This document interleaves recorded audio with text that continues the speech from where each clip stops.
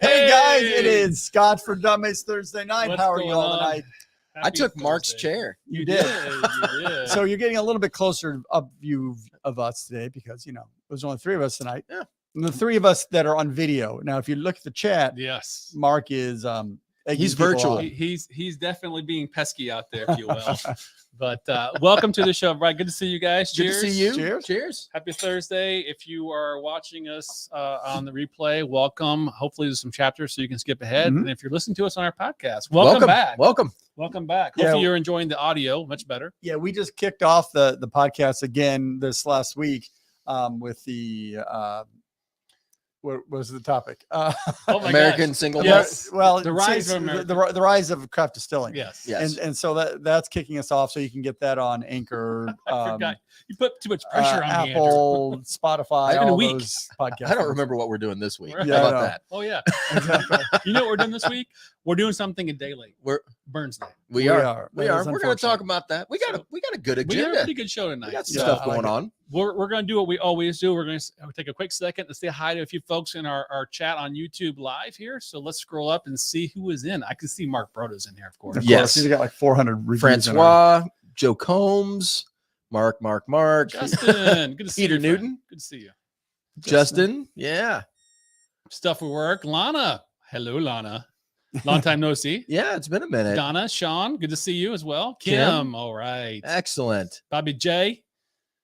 It's Trooper okay. Henry. I Man, saw we got Kim was everybody wearing in her there. Scotch for Dummies sweatshirt, which I think is a good buy. You got to go to the You know website what? to get Speaking those. of that, I am ready to pull the trigger on some new merch. Oh, we get new I'm, graphics. yeah, I'm ready to do some new graphics, some new coins. I want to get some vests. I Well, think we're ready to upgrade the vests. Oh, I'm Definitely glad that best. you mentioned that because I was thinking about getting some new stuff. So Dude, our clothes were old. I know. Yeah. I know. We need well, some yeah. cool And stuff. I'm wearing the We were in the classic- OG, the man. OG. This is before we ever. Well, this is. Oh, that is old school. Yeah. Wow, man. This is All his right, first all right. logo. That's like the Drew created for original, like Yeah. 2007. That was before we knew what Burns Night was. It right. was. So, guys, Burns Night was last night, a day late, but you know we've done this a few years. Obviously, it's an every year thing. But what comes to mind? Haggis. Haggis. Right? Basically haggis. Haggis. Haggis, and Haggis again. and whiskey. Well, in poetry, ode to haggis, that kind of stuff. So if you look at kind of Burns' history, it's a very interesting history of his life. Young guy, died at 37. So, But we're not talking about like 10 years ago. Like no, kind of everybody died at 37. Yeah, back then, that was a long time. You might have been an old guy Right. at that Yeah. age back then. yeah. I do want to mention as well that we are going to open a bottle here shortly to celebrate Burns Yes, Night. we need to do that. What do we have, Sean? You want to read Oh. that for us? I didn't bring my glasses. Here, I down. got my glasses right here. Put you on All the right, spot. so That's the problem with being old. SMWS. This is a 68.93 in celebration of Burns Night 2023 USA exclusive cask. This is a 14-year-old supper in the Dunnage. I like that. Do we know anything about this? Well, I can tell you that it starts with a B and ends with an A as far as the distillery. Blair Athol. No, I Oh, was gonna say Bruichladdich. No, That doesn't make you had me running Brora. through lists of it's speed Brora. distillers. It's a Brora. it's a brewer. That- So I'm you're looking forward to talking. this. This was a lottery one, and I actually won it. So I thought That's this would be a exciting. great one for Burns Night. And Yeah. so we normally do Thursday nights and obviously last night, but we're going to do it tonight, and we're going to talk about Burns Night. We're going to talk about this bottle and enjoy it and share our thoughts on it. So that sounds great. Yep. right? Thanks, So Drew. why don't we begin with a quick warm-up video to kind of kick off what Burns Night is. What do All you right. think? All right. So this is a video, 2017. Mark and I did a Scotland trip. It was a UK tour. You guys remember a guy named Roy Duff? I think you guys, Roy I've heard of him. Duff. yeah, Heard of him. he's been He around. has, for a while. I think he does something on YouTube. Doesn't he? We've told this story a few times. It's off Yeah. the I don't think replay, he so- was doing much. He was at that not at the time, and technically now he's kind of, I think, the unknown godfather, if you will, of Yeah. whiskey talk these days. He's so knowledgeable, good stuff, good guy. But we met him while we were there. It was kind of a weird story. We talked about it before, but we met up with him. He gave us a tour, and then he showed us. He said, "Guys, while we're here, you should go to the SMWS, the vaults." We're like, Mhm. what is that? What's that? Yeah. Well, it's this. Here's a video. for it.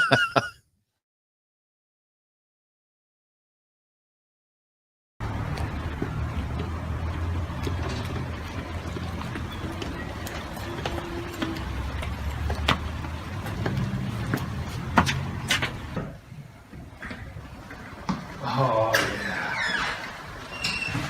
This is curious. The Scottish Malt Whiskey Society. All roads lead to the vaults, by the way. I'm gonna look here. So in here is the tasting panel room. Okay. So this is where they do the tasting and they do the selections of the casks for the monthly outturns. Really? So they'll have their glasses, they take their notes. And if there's no one in here, I'm going to sneak some footage for you. Let's see what's in here. Oh, this is amazing looking.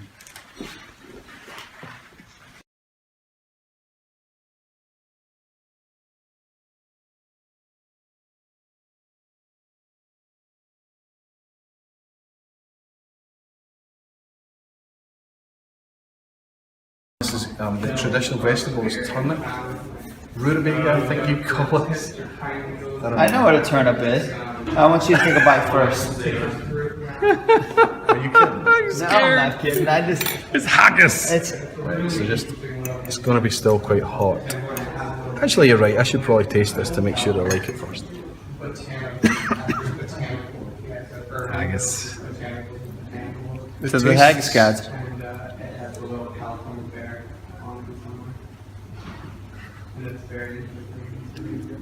It's a little more creamier than I thought it would be.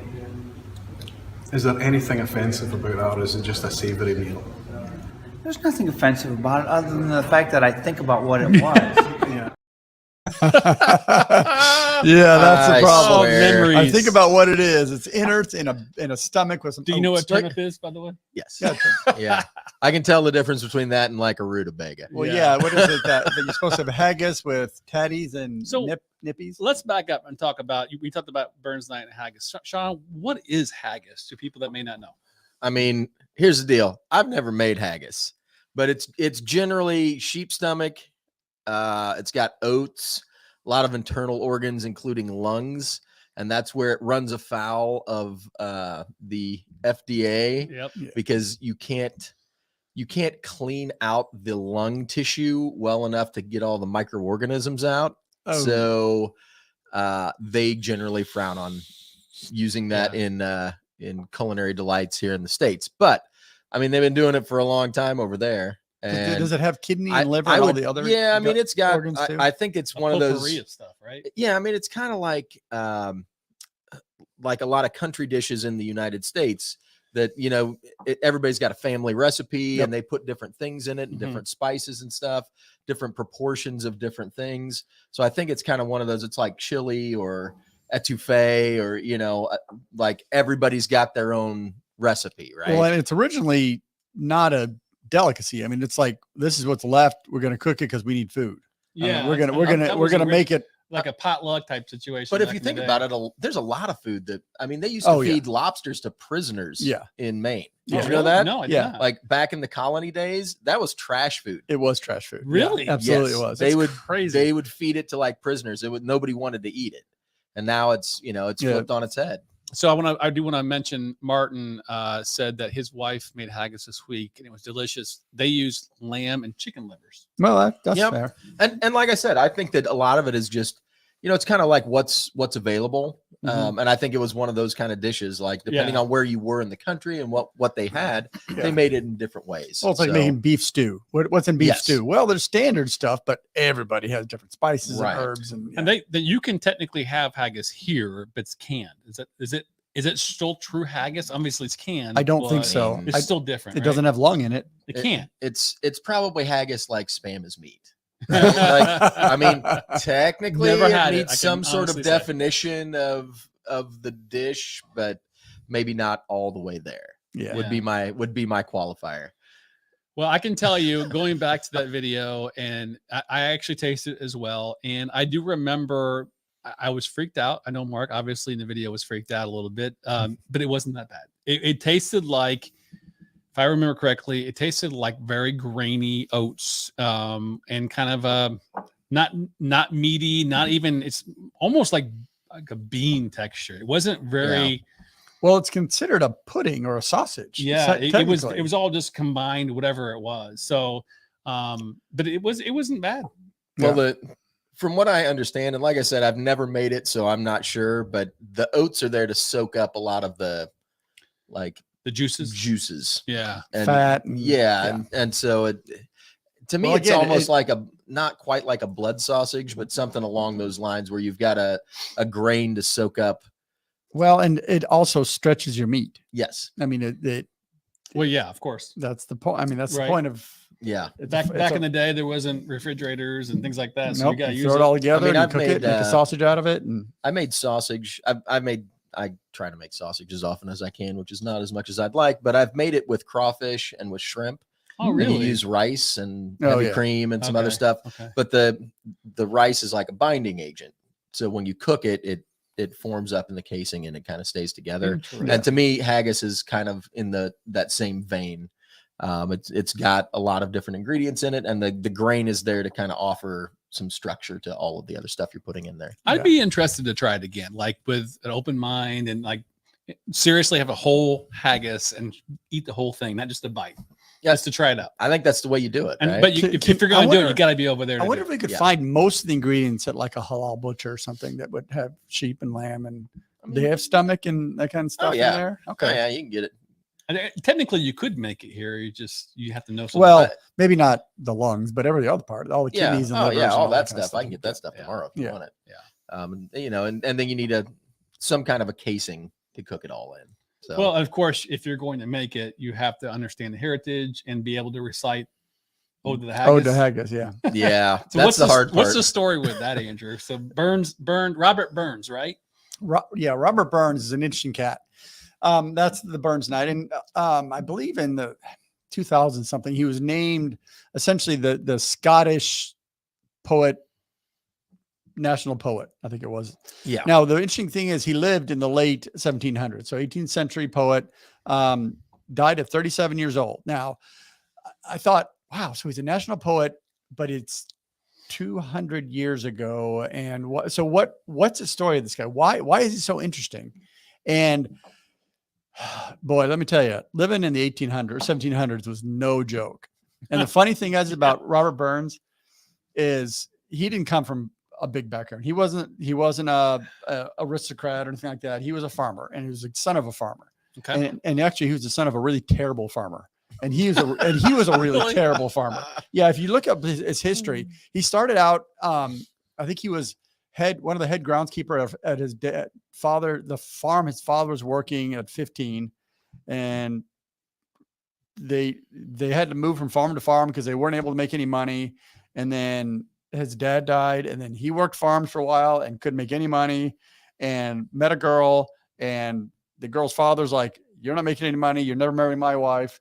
And Sounds like today's talk. Eventually they did get married after some time, but eventually what he had to do is he had to go to the city to get a job because he couldn't make any money farming. Fair. So you'll never guess what he did as his first job out of farming. It wasn't a poet. I was going to say, I'm guessing not poetry. Now, admittedly, when he was farming, he was writing poetry, and there were some people around him that thought that, you should probably consider this because some of it was pretty good. So he was writing, but he wasn't making any money. Let me guess, he was a cook. No, he was a bookkeeper for a slave trader. Okay. His first job, he was supposed to eventually go to Jamaica and keep the books for a manor house in Jamaica.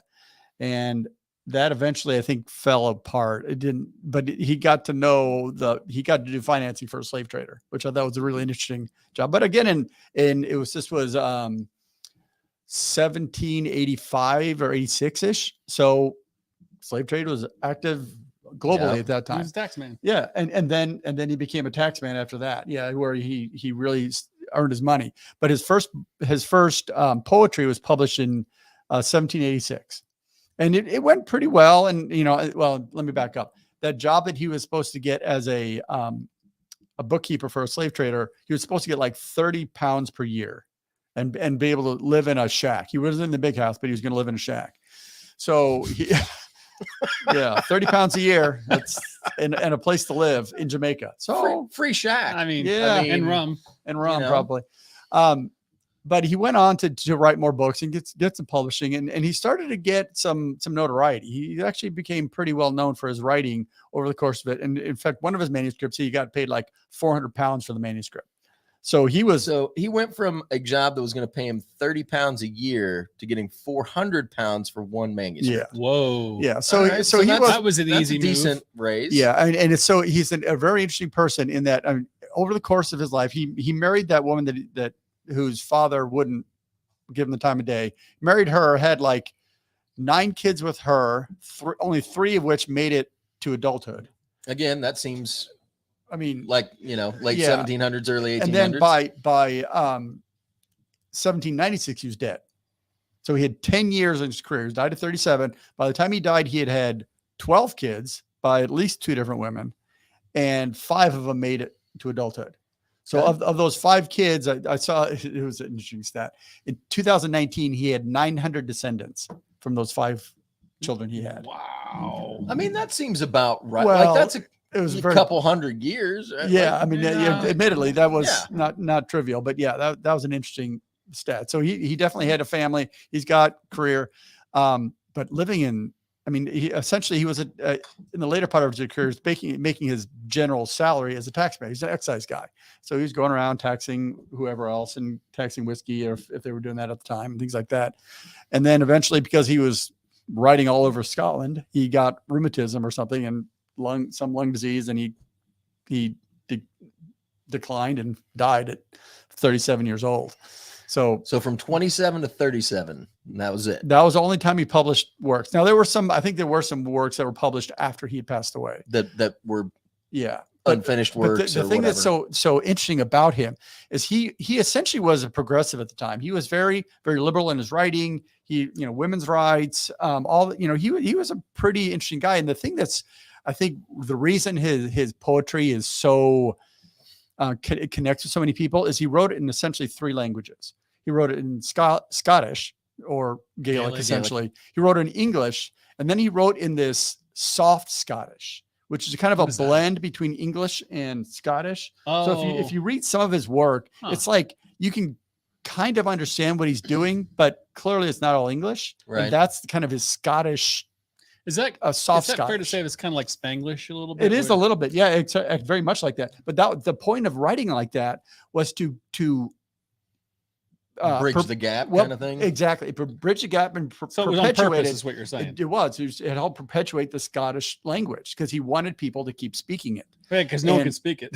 Well, and even at that time, he was. The English were taking over, and so they were crushing the Scottish language. So he wrote in all those languages to kind of bridge the gap and to create almost the Rosetta Stone of Scott. I mean, So he's a pioneer not that. on kind of figuring that out. It was. He's a really interesting cat. I mean, Interesting. he's fun. It's fun to read about. I mean, I'd like to read a more, In depth. in depth bibliography. Well, That'd be he's interesting to see. popular enough to have a day named after him. So, I mean, Well, he is the national poet for Scotland. So we were as part of our trip over there. We did a UK tour, and it was on a bus. And it doesn't sound very good, but it's actually amazing. We had the greatest tour guide ever, and Niall. And the entire time he was so knowledgeable, history, talked about all that. But one of the things that he was really good at was theater, and he quoted the whole Burns poetry, that Ode to the Haggis, at least a dozen times on our trip, and we couldn't get enough of it because that's the first time I ever heard of it. I was just like, "What?" First of all, I was like, "What are you saying?" Well, Because it was hard to understand. Well, so is that soft Scottish then? I don't know. Where you could. I think it was. Yeah. I think it was. Yeah. I think So it was. Because Interesting. there's So- parts that are English and parts that are Exactly. not English. So I've got a couple of videos, but there's one here I'm going to play real quick of Niall that he did for a YouTube. I warn you right now, it may be a lot loud. So if you're listening on the podcast, just turn your volume down right now. Oh, addressed to a haggis. Fair fa's your honest sonsy face, great chieftain o' the pudding race. Aboon them ye tak your place, pinch, tight, or thin. Wheeler you all want to grace as long as ma So ye powers wa mak to mankind your care, and dish him out their billow fair. All Scotland wants me stinking where the jocks and luggies. Whoa. If ye wish a grateful prayer, ye have a haggis. So that was a short, like the shortest version of that you'll ever see. I think it was just a very small part. Like when he did it, Yeah. I swear to God, it was 10 minutes long. It is. Yeah. It's Yeah, much it's longer. a long poem. And so much to recite. And it's like when he did it, it was so animated with like cutting the haggis, the knife, the gestures, all you do. It's like if you ever want to really see the quality work, just Google it. And the whole, there's like all kinds of interpretations of it. It's fascinating. It's almost like a play. It really like is. they acted out. It and is. I actually got more out of the poem when I read it myself. Yeah. Because when people are speaking it, especially really native speakers, I can't pick up a lot of the English that's actually in the poem. Correct. And when I read it, I'm like, oh, that's what they were talking about. I got you now. Yeah. Like you can kind of infer what a word is, based on what's around it a little bit better. And but it actually is a really good poem. It's funny. Well, and it's interesting. So if you go to an official Burns night dinner, I looked this up this week too because it was interesting. Is that traditionally everybody's welcomed into the facility with bagpipes blowing, and then there are certain times during dinner with drinks and appetizer and the ode to the haggis where poetry is spoken, mostly Burns poetry, of course. And then there's an ode to the it's an address to the lassies. So one of the men get up and talks about women, and generally it's humorous but not offensive. So we're talking about the women that are there. And then there's the ode to the laddies, where when a woman gets up and responds to what the gentleman said, and a general, again, humorous. I mean, it's a really interesting presentation. So I think it would be interesting to do that sometime, to just because they're all dressed up, full tuxedos and kilts and all that kind of stuff. It's a formal event. Yeah, it's a very it formal puts you event. in the mindset. Yeah. When they do a really good job of kind of Toast to the back lassies. then. That's right. It's toast to the lassies and toast to the laddies. So some of the guys are commenting, especially Time for a Dram, which is a good friend of the show, Gregor. I would love to have him on the show. He's from Scotland, and it'd be great for him. Maybe put you on the spot. You should join in and do the toast for us, Gregor, because I think you'd nail it. But anyway, guys, let's go ahead. I poured this you already poured SMWS. I did. Oh, okay. Then I want to put it in front of the dram cam, and let's talk about this for a sec. Robert Burns night, pretty cool thing. So we're going to celebrate it a little bit more with this SMWS bottle. And I'm going to add this camera while you guys are pouring so we can talk about and it. your coins over there too. Where are you? There you are. So share and let me solo it. So here you go. So this is the SMWS. What was it called again? Supper in the Dunnage. It's a 14-year-old. The number is 68.93, I believe. Yep. For those of you that are Googling the SMWS codes, this is a Blair Athol. So it's a 14-year-old Blair Athol. I'm really looking for, I actually absolutely love Blair Athol. I think what they make, so far, I've not had anything like super complex, but their smoothness, it reminds me of Johnny Walker Blue, the quality of what they make and the subtleness that you got of it. So I'm looking forward to this. What's the ABV on that, Sean? You need glasses. 56.5. All right. So it's not too bad. I mean, I've had hotter. How about that? Yeah. But it's not nothing either. It's got a nice color to it. A little darker for a Blair Athol that I remember. Is this finished in like? I think it's got some Pedro on it. I was gonna cask say should it's be got on like it. a pinkish hue to the. I watched the SMWS show with Acavite this week. I remember him saying, I think it was 1 year in Pedro. It's got a really nice light sweet nose. Yeah. It smells like a Highland. I mean, it just smells like, just not overly sherry. There's no real heavy notes in it. Yeah, lots of marshmallow on the nose. Yep. Hints of leather. Honey and all that kind of stuff. Almost fruity watermelon too. So it comes and punches you in the face. At 50, really? Yeah, it's got a little bit of heat. It does. I'm gonna have to have a second sip, but I think it almost needs a little water. Sean helped us out there. There's First fill STR PX Barrique. So right. scraped, toasted, and recharged. Thank you for that, Sean. That explains why it looks like slightly, but not overly. If you scrape, toast, and char, don't you burn off all the? Depends on how PX? deep the liquor penetrates into the wood and the wine. So I mean, if it's an old barrel, that wine probably made it in pretty far eventually, and it also depends probably on how much you're scraping and toasting and charring. Yeah. So is it alligator or is it just? But it definitely does have like a little bit of a pinkish hue to it. But the color is very. I mean, it's 14 years old, so I would expect a darker color. So it makes sense that it was in a reworked barrel. For a PX though, I'm not getting anything in the PX quality though. Normally, you're just. It's very. It's real subtle. Mm-hmm. Yeah, I would say this was a barrel that after 13 years, or was it full age in that or just finished in that? I don't remember. I think it was finished. But so the barrel is very subtle. I would say that I wouldn't necessarily peg this as a PX without knowing. Yeah, you wouldn't call that out. No. Yeah.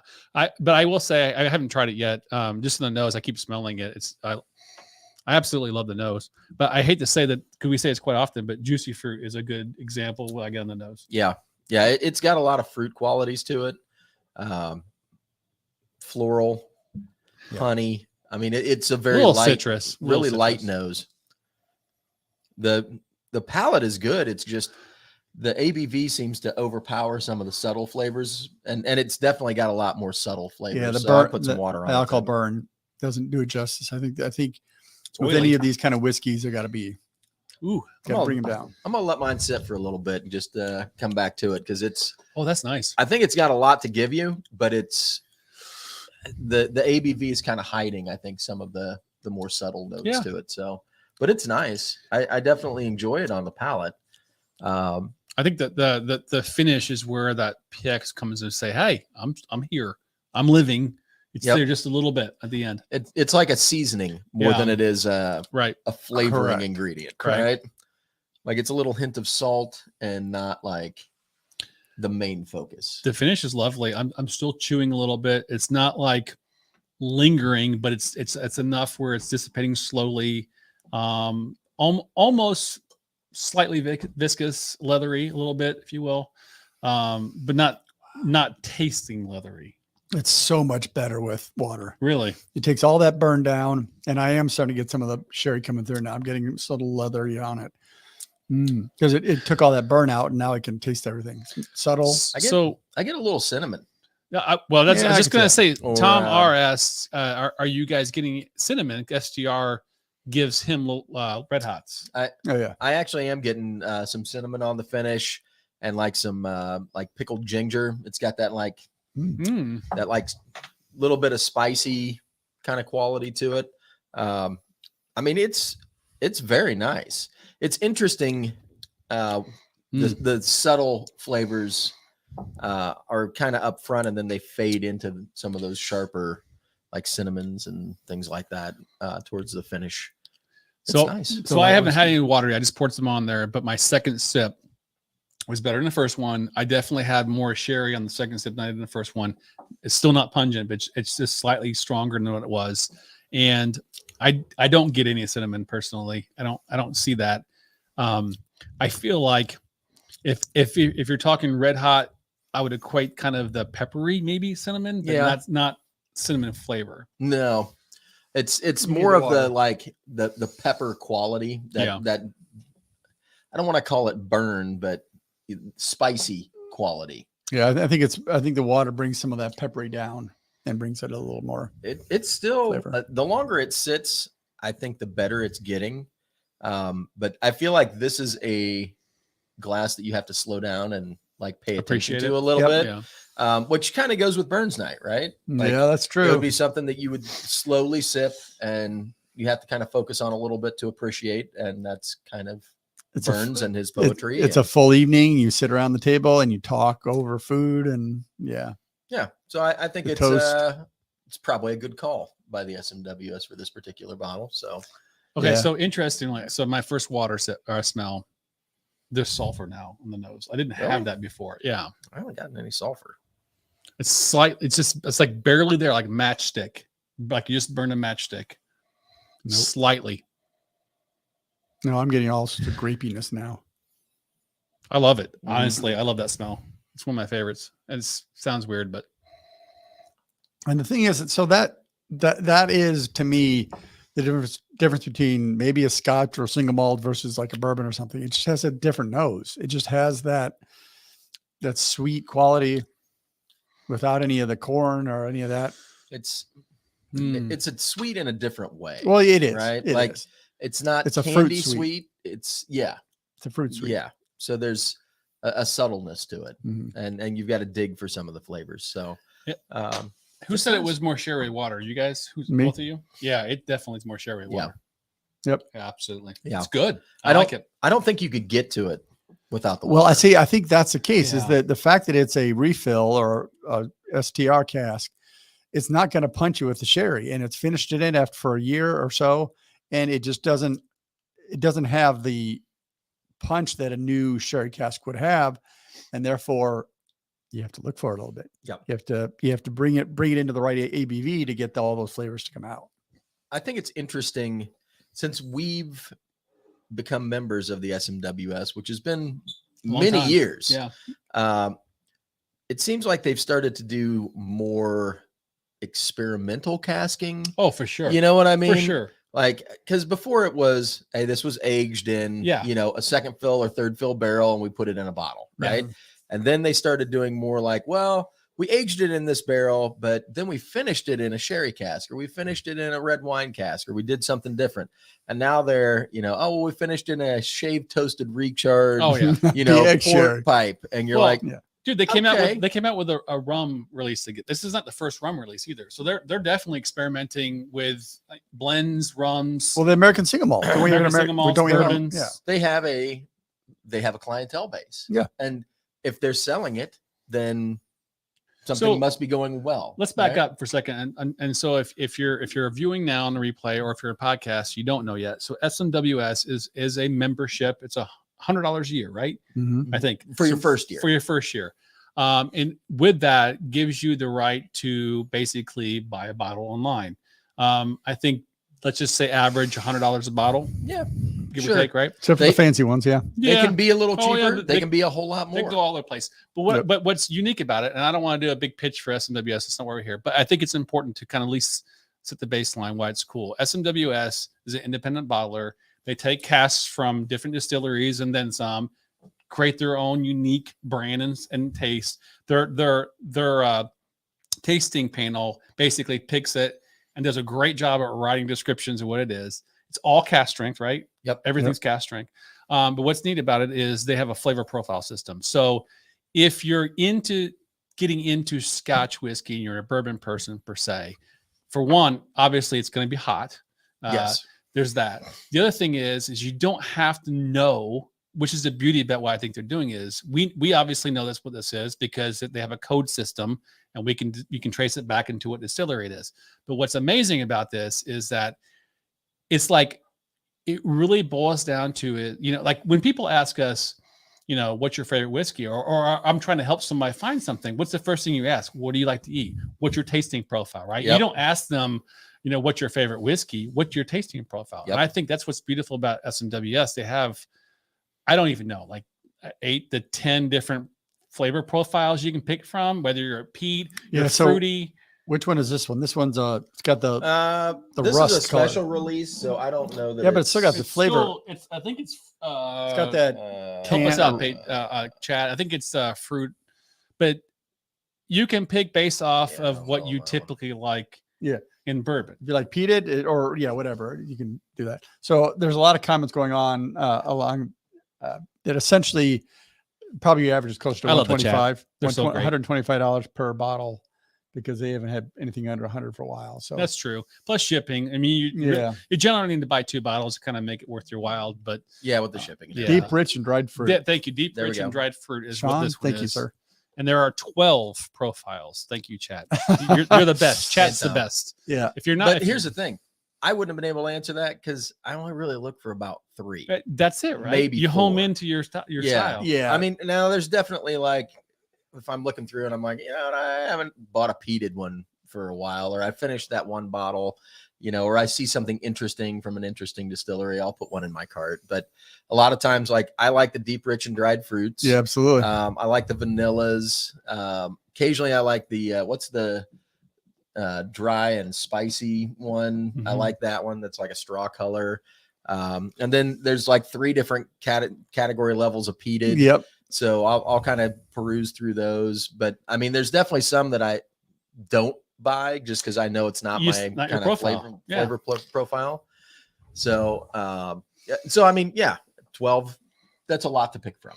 Yeah. The other thing I'll add too is it's a limited release. It's kind of plays on your FOMO a little bit, right? As far as like, okay, there's only it tells you on the bottle how many bottles are in that cask, like 127 bottles. That's it. It's gone after that. So it's kind of a neat way to say, well, I have a very unique bottle. Yep. Hey, what do you like? Oh, I got one of those. The downside is when they come back to your house and they're like, "Can I have a sip of that whiskey that we had last time?" And you're like, "No, it's gone." No, sorry. it's They're like, gone. "Well, where can I buy it?" And you're like, "No, it's gone forever. Forever. You'll never ever taste that again." One of my cool explanations, because I have some friends that are mostly bourbon drinkers and they're trying to get into Scotch, and we talked about this. And one of my favorite talks about this is like when I give the example of Dalmore, like. We all know what Dalmore is, and they're fantastic, right? But they're all what 40, 43 ABV tops. It's the same consistency, their core range, and that's it. But with like SMWS, how many Dalmores have we had that are, 50 plus ABV, and you're like, that's a Dalmore? Well, what? They usually age them in like burnout old casks, so you just get the flavor of the distillery, and it's delicious. It's absolutely delicious. So I'm just, it's fun to try it. It's fun to experiment with distilleries that you know and love in a different way. It's fun to find new distilleries that you didn't even know you'd like, just because it's in your flavor profile or whatever. So SMWS has been a lot of fun. Yeah, I love it. Obviously, if you look at the bar, we all have a lot, many bottles of SMWS because they make good stuff. So this is a good bottle. I like this one. Yep. But you definitely, now I'm getting dried fruits for sure. I didn't get that before. Now I'm getting like raisins and prunes and on the finish.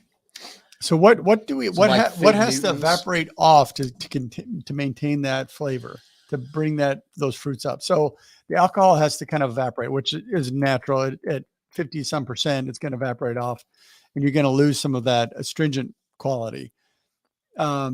So here's the chemist coming out, or chemical engineer coming out of me, that you get some of those heavier components that don't evaporate, and so those would tend to concentrate in the liquid as it kind of evaporates out, and that's why you're getting some of those It's sugars and things like that. It's getting tastier as it sits. Sugars there. and caramels. It's really good. It's very nice. So do we have some scotch in the news We for this week? we do. So we're gonna move forward. So Burns Night, thank you. Absolutely. That was awesome. Yep. Thank you. This is a great bottle, SMWS as well. Let's move on to scotch in the news. Sean, you had something that you messaged us earlier. Yeah, this is crazy. This is really unique. I'm not going to pull it up because I think probably people mostly know about this, but you can talk through this, right? Yeah. So Sazerac is being sued. I believe it's a class action lawsuit, and it's over the fact that basically the allegation is that they were deceiving their customers. So when you get those little 99-cent like airline bottles that you can buy, so of what? of whiskey, right? Yeah. Or liquors of any kind. Yeah, so right? you get the airline bottles. Yeah, Right. So if you buy those in specific states, right, there are certain things that can be sold in certain places and not in others. All right. So the lawsuit was filed in Illinois. And so the basis is if you went into a liquor store in Illinois and you bought an airline bottle, it would look like Fireball whiskey. It would say Fireball Cinnamon Whiskey. It had the little devil logo or whatever, right? Well, if you went into a gas station, they also had a bottle that was exactly the same. The only difference between the Fireball Cinnamon Whiskey bottle and that bottle was that bottle said Fireball Cinnamon on it. It did not say whiskey. And instead of whiskey, it was either a malt beverage or a wine that was flavored to taste like Fireball whiskey. And it was sold in the gas stations because they are not allowed to sell liquor. So right? did it look like exactly exactly you can the pull it same, up. except So, on the bottom, because it like kind of goes around the devil or whatever, and it just says Fireball Cinnamon. If you truly look at it, so if you look very closely at the bottle, you can tell it's not whiskey. But if you see, it's the same shape, it's the same color, it's the same logo. It has a few different words on it, so it looks identical to the casual observer who likes Fireball because it's an easy drinking shooter. I mean, you did a cinnamon Fireball whiskey discussion years ago. Yep. Yeah. And we did a combination of, what was it? Chicken cock, Hellboy and Fireball. It was a horrible tasting. Well, no, but the thing about Fireball is it's easy to drink. So it's got the propylene glycol and things in it that make it easy to drink. But it doesn't taste like whiskey. And that's kind of the whole point of this. Cinnamon covers up all of the flavor of everything. So just be clear, Fireball is the #1 selling whiskey in the world. In the world, yeah. But it went from a few $100,000 a year to $1 billion a year. Yeah. Whiskey. But they were apparently they were trying to get it into places where it couldn't be sold, right?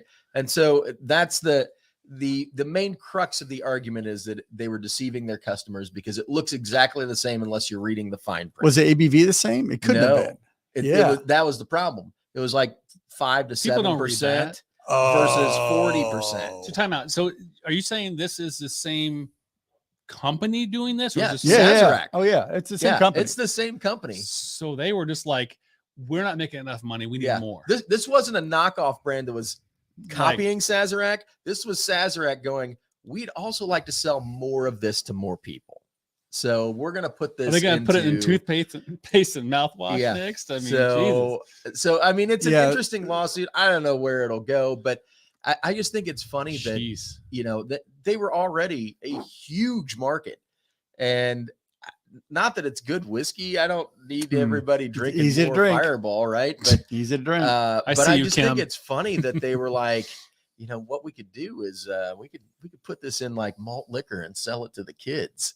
And that's the thing. That's like a gas station, that's right? horrible. Like, well, so yeah, and bad. if you think you're paying for so bad. a shot of whiskey and you're getting a shot of beer, essentially, exactly. What the heck? It's $1 for a shot of beer. Well, and I guess a lot of the liquor store owners were mad because it's taking money out of their pocket too. Like they've paid for a liquor license to sell liquor, yeah, and now this liquor company is selling this like off-brand, you know, the like whiskey.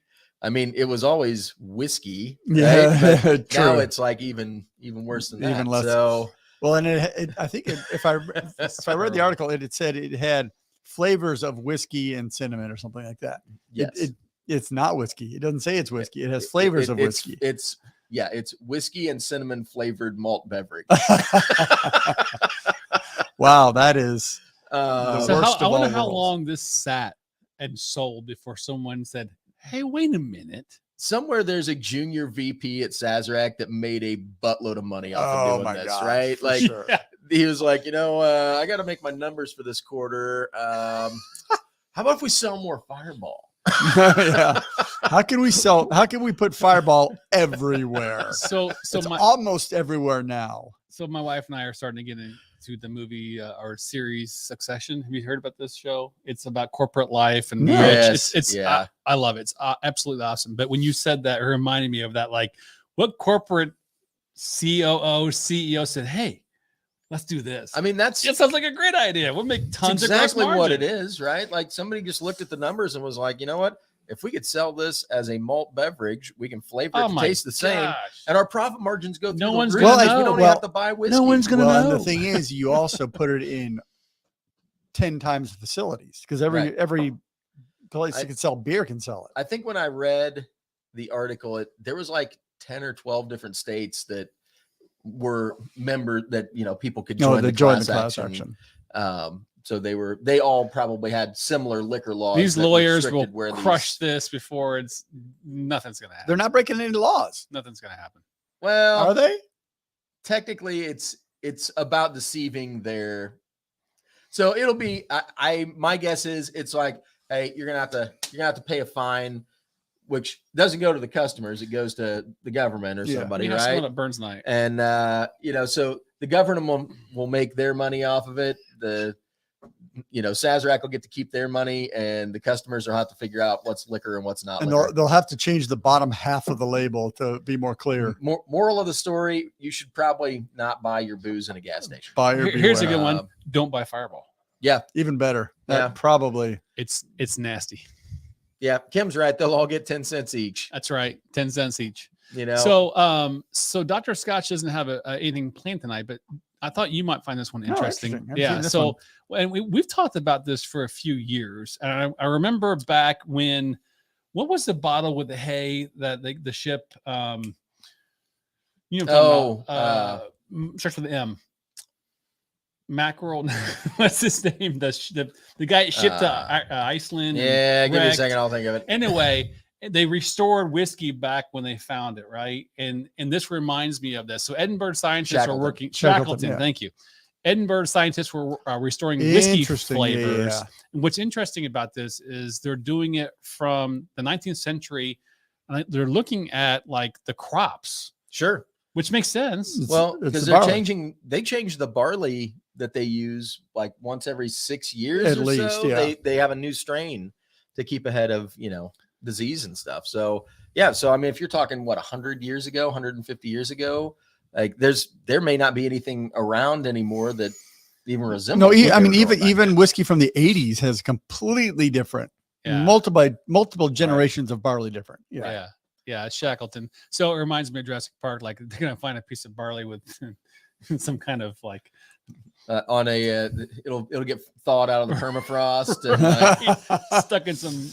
They're molasses going to be and- digging some peat, and it's like, wait, there's a barley grain. But in it there. is interesting because we talked about this we did a couple of shows on this, and we think about like the 70s and 80s, the blends and how they are today. Like there's a big difference. And Well, is that based upon I mean, the grain part of and the that process? was part of that is all they were selling was blends back then, so they were putting much better booze into Better the bottle quality, to yeah. begin with, But I think that I've had whiskeys that were old, from like the 60s and 70s that they do taste different from modern whiskeys. You're talking more native grain. They probably had more protein and less starch, so they potentially had more flavor to them.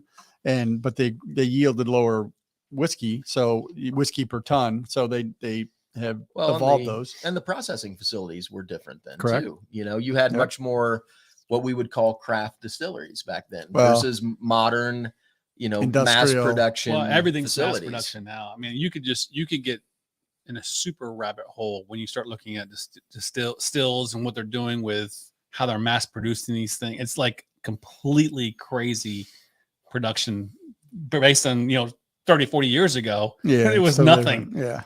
Yeah. So the quality, it's like it's like buying a dishwasher now versus back then. It's like It's a whole different deal. different, totally different. Correct. So I don't know what Dr. Scotch would say. So are they? What exactly would they be? So they're experimenting with the grain to figure out if they can grow similar grains or to get like different flavor profiles out of I would modern think so. grain. I wonder if they're doing things like they did for Glyph whiskey, where they could, God, I hope not. so where they can pull out different varietals. So yeah, so you're trying to create the different organic characteristics in the whiskey that create the flavor profile.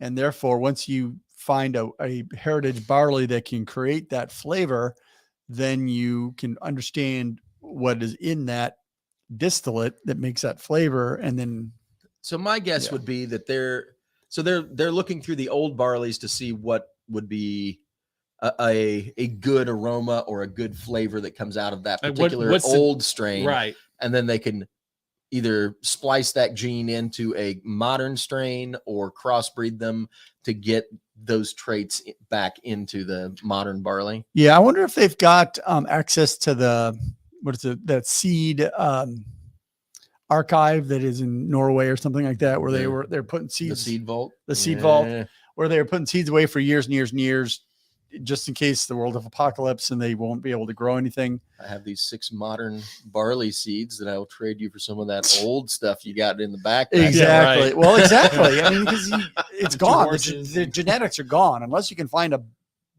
bucket of barley from 50 years Permafrost, ago. man. Good luck. Well, That's what it's there for. permafrost, baby. You're gonna be digging up woolly mammoths to see what they were eating. Yep.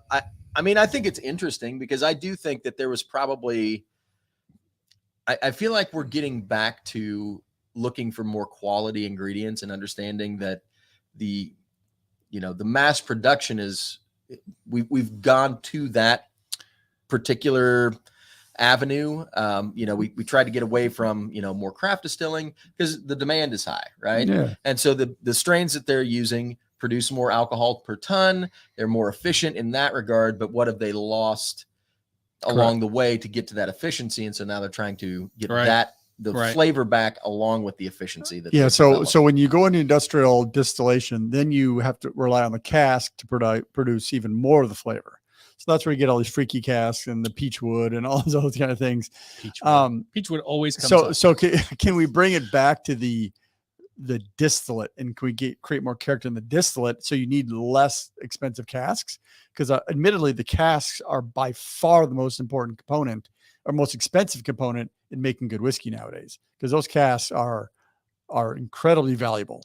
If you can get a brand new, really real sherry cask, you're talking thousands of dollars, and you get 200 bottles out of it. True. So, but you get to reuse it. well, but if I can reuse it and have a better quality distillate, then that's the local barley. That's that whole process there of trying to find that farm to bottle character. So you know what's interesting too is, and just to segue out of this into, we're almost done here with the show, but just back to last week's discussion about American single malt and the craft, like. So their scientists are basically trying to figure out, like, rehashing like just old recipes. Basically, what can we do to kind of reignite the whiskey over there? We haven't begun really in American single malt, like some of the grains and things we're doing here. no. So we're obviously bourbon. That's a whole different topic. Corn, etc. But we're beginning a new thing kind of here. Don't you agree? I would agree, and I think it's interesting because I think for a long time bourbon was the big deal, and it still is. America is still huge. But I think that people are discovering that it's a new medium. It's not just bourbon 2.0. It's its own thing. It is, and it's unique, and they're going to have to do different things with it than they do with bourbon. And I think that will be interesting some of the new and unique things that Totally. American distillers come up with American Yeah, I mean, single malts. with the grain bill of a bourbon and the new barrel, you're really limited. And I would argue that it's another layer for a craft distillery to try and take that on. Yeah. Because quite honestly, a lot of craft distillers are young. They're still selling a bunch of limoncello and gin and vodka to pay the bills, and putting single malts down for multiple years is Well, a sideline at best. when you think about it, for a bourbon, you're talking about you have to have 51% corn, Mhm. right? Yeah. So you're altering the mash bill and maybe some of the distilling techniques as far as like your still shape and things like that maybe A little, contribute a little bit, but really it's the mash bill that imparts the flavor because you've got to put it into a new oak barrel. Yeah. So that's your variable. Yeah. Whereas with single malts, the mash bill is Set. always the same. Yes. So it's all barley. Now you're changing your barreling, the aging. Oh yeah. The cutting the cutting to get all the of those front and kinds of back, the heads things. and tails, they have that flavor. So there's different variables involved. So I would think that there'd be a different skill set involved in that too, right? Like if you if I'm making soup every day in the kitchen and all of a sudden you ask me to make a cake, I can make a cake, but it's going to be a shitty cake. Like I'm just going to tell you right now. It's gonna be a soupy cake. yeah. So that's just where is what if it you is. had some consultants like that, there are 4 guys that could consult on making single malt whiskey.